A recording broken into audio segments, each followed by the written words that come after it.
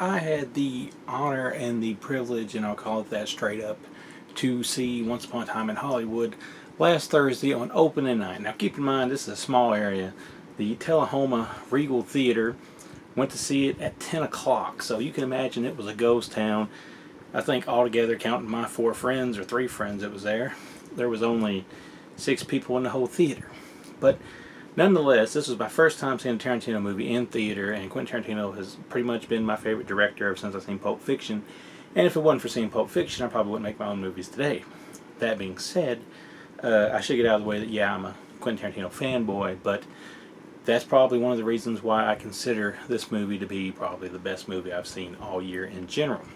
Now, if you've heard people dog it, you've heard people diss it, I say don't pay that any mind. Don't pay me any mind, even though I'm about to brag on it.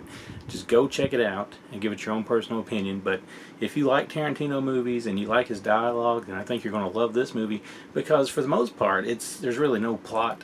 Basically, we're just joining the life of Rick Dalton and Cliff Booth, and of course, Sharon Tate's involved with it as well.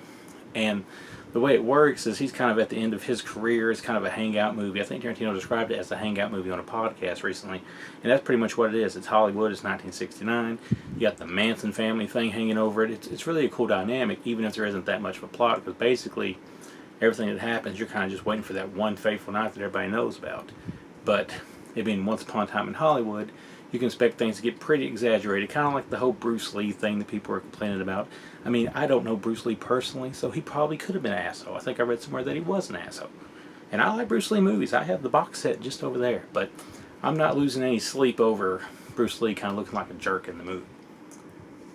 Nonetheless, back to the point. So we're dealing with Rick Dalton. He's kind of had a successful Western, played by Leonardo DiCaprio, but he's kind of like at the end of his career. And he's basically to the point where he's doing guest stars on all these shows, and he's basically getting his butt kicked by whoever's on the come up while he's on his way down. And he kind of realizes this, and of course his best friend Cliff, he's just there to help him and support him no matter what he's doing. But he runs into, I think it's a producer, played by Al Pacino, and he pretty much tells him, you're going to stay in Hollywood and you're going to keep getting beat up by whoever the new guy is, or you can go to Italy and do these Italian westerns and stuff like that, which leads to some pretty cool dialogue moments about westerns, and as Dalton's character calls them, Italian movies, which he says is terrible. It's really hilarious. Like a lot of the movie is hilarious. It's not really supposed to be a comedy, I don't think, but being Tarantino with the way he does the dialogue, it's funny nonetheless. It's probably one of the funnier things I've seen in a long time. So you got that going on, and at the same time, you're following Sharon Tate, who lives just up the street from Dalton, her and Polanski, and that bunch, and they don't spend a whole lot of time with her, but I'm not, complaining about what we do see of her, because she's kind of treated like an angelic character, in some ways. The way she's portrayed is this really friendly and carefree and kind-hearted spirit, which I think is kind of cool. So it doesn't really glorify any bad thing that happened, which I think is another cool thing. Although that tension is always there, and Tarantino does build tension more than once in the movie. There's a few things that happens that really has you on the edge of your seat. You got those stories mixed with, of course, Brad Pitt, who is great in his role as the stuntman Cliff Booth, and he kind of has some dealings with the Manson family, which is the majority of the Manson interaction in the movie. There's not that much Manson, to be honest with you. There's really not that much Charlie Manson, but as far as Manson family goes, it's kind of got a story, but it's not like the main focus until, of course, like I said, everything's building up to that end and that one moment everybody knows about. But they don't really have a lot of out-of-liner stuff. That's my only real complaint about the movie, is I loved like Pulp Fiction. I heard it was going to be the best thing since Pulp Fiction, and I may have it ranked 3 on my all-time list, but that's another video for another day. But it doesn't really do a bunch of, cutting around timelines, which he hasn't done that much of in a while. It does flash back to things, like as they're talking about Dalton's movie career and just TV show career that cuts to different stuff.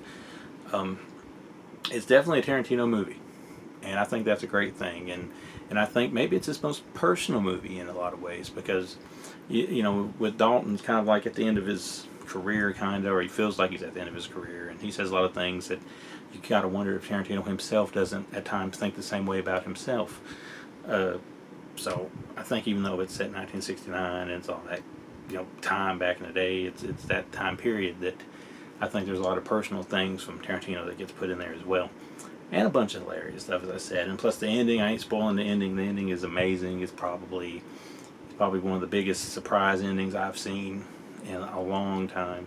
And the movie, I seen it last week, and I wanted to wait a week before I did a review because I wanted to see, how I felt about it in a week. Because sometimes you can watch a movie and come out of the theater and be like buzzing off of that, and then you wait a little bit and you see it again, and it's not that good. That kind of happened with Halloween. But with this, it's been a week, and I still love it. So, and I can't wait to see it again. So I'm really waiting for the Blu-ray or whatever comes out. And like I said, if you love like the dialogue of Tarantino, which who doesn't? I mean, yeah, it's a movie where a lot of people are talking most of the time, but they're saying some really funny stuff, and they're saying a lot of really quotable stuff. Because me and my friends have been quoting the movie ever since we've seen it, and it's probably the most quotable thing we've seen since probably Pulp Fiction. Although we did quote a lot of stuff from The Hateful Eight as well. So that's pretty much my thoughts on it. Great movie.